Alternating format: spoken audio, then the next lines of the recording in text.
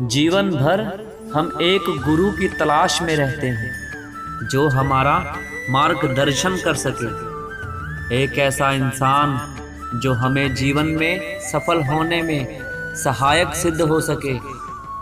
कुछ लोगों को ऐसा योग्य गुरु प्राप्त हो भी जाता है, किंतु अमूमन लोग इस मामले में भाग्यहीन ही रह जाते हैं। वे जीवन भर इसी तलाश में रहते हैं और ये आशा करते रहते हैं कि काश कोई तो ऐसा हो जो उन्हें ये समझा सके कि जीवन को सफल बनाने के लिए क्या किया जाए, जीवन का एक एक पल कैसे जिए ताकि कोई दिक्कत ना आए।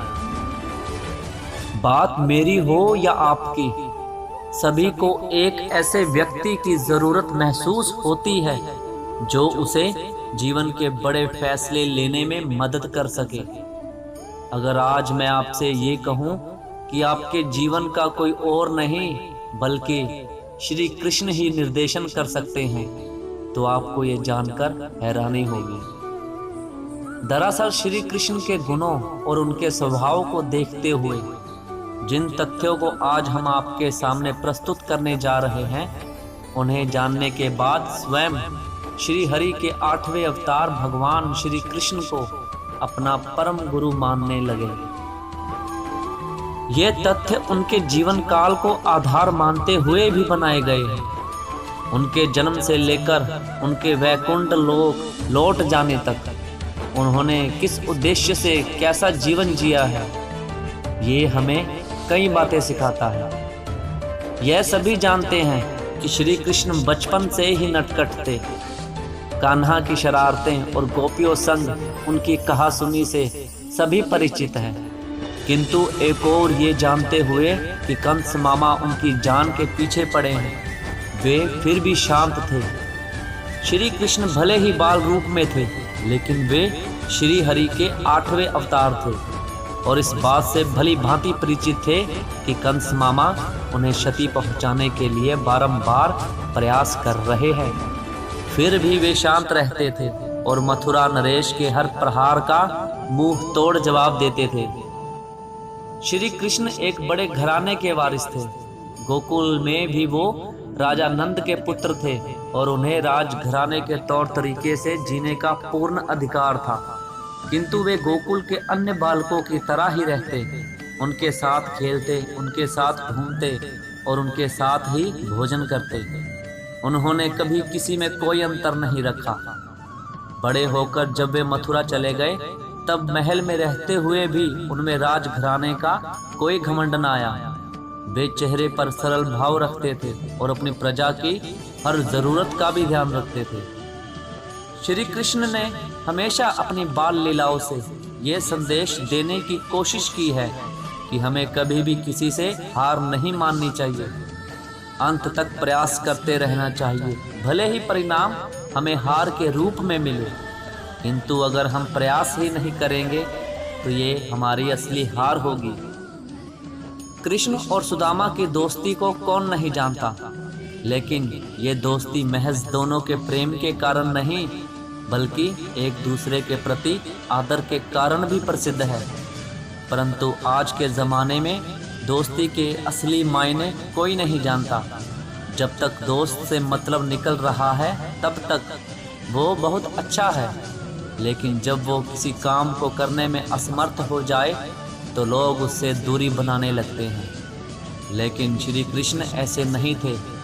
उन्होंने वर्षों बाद अपने महल की चौखट पर आए गरीब सुदामा को भी अपने गले से लगाया, उसका स्वागत किया, स्वयं अपने हाथों से सुदामा के पांव धोए, उन्हें इतना आदर सत्कार दिया कि इस दृश्य को देखने वाला हर एक इंसान चकित था।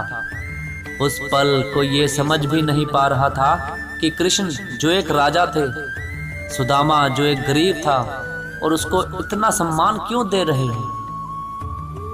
सुदामा उस पल अपनी गरीबी का हाल बयां करने के लिए ही श्री कृष्ण के पास आए थे, किंतु कुछ कह ना सके।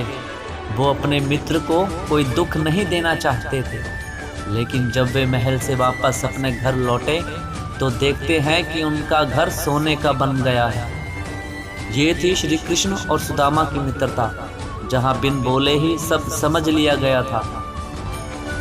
श्री कृष्ण आजीवन ये संदेश देते रहे कि दुनिया चाहे तुम्हारे बारे में कुछ भी कहे, लेकिन तुम स्वयं खुद को दोषी मत बनाओ। जिस दिन तुम अपनी नजरों में गिर गए, उस दिन दुनिया में तुम्हें कोई उठा नहीं सकता। श्री कृष्ण यकीनन एक राजा थे। वे चाहते तो एक राजा की तरह अपनी प्रजा पर हुक्म चलाते और अपने सभी अधिकारों का आनंद उठाते, लेकिन उनका नम्रता पूर्ण स्वभाव उन्हें यह करने की इजाजत नहीं देता था। वे कहते थे कि जो इंसान जीवन में दयालु है, जिसमें विनम्रता है, वह सभी दिलों का राजा है। वह अगर कोई बात प्यार से बोले तो उसे सारा जग मानता है। उसे अपना काम कराने के लिए किसी भी तरह के हक को प्रदर्शित करने की आवश्यकता नहीं है। श्री कृष्ण कहते हैं, नारी हमारी जननी है। यदि हम उसका सम्मान नहीं करेंगे तो हमारे इस दुनिया में होने का क्या लाभ।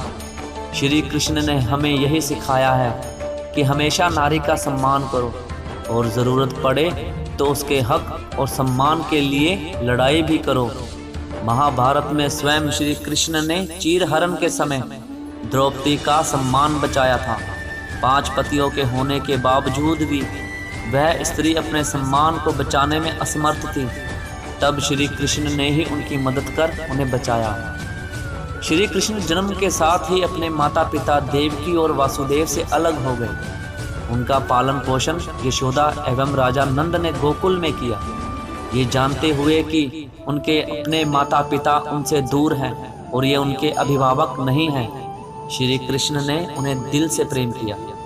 उनका आदर और सम्मान करने में उन्होंने कोई कसर नहीं छोड़ी। उनके अनुसार एक माँ जो जन्म दे या जो पालन पोषण करे, दोनों में कोई अंतर नहीं। माँ तो माँ होती है और माता पिता से अनमोल दुनिया में और कुछ नहीं हो सकता। आप भी श्री कृष्ण को अपना गुरु बना लें और उनके बताए रास्ते पर चलना शुरू कर दें। मुरली वाला आपका हाथ थाम लेगा और आपको कभी दुख तकलीफ नहीं होने देगा और ना ही आपको किसी की नज़रों से गिरने देगा। अपने जीवन की डोर को कृष्ण जी के हाथ सौंप दो, फिर देखना आपकी ज़िंदगी कैसे बदलती है। अगर वीडियो अच्छी लगी तो इसे लाइक ज़रूर कीजिएगा और हमारे चैनल को सब्सक्राइब भी ज़रूर कीजिएगा। तो एक बार प्रेम से बोलिए, जय श्री कृष्ण।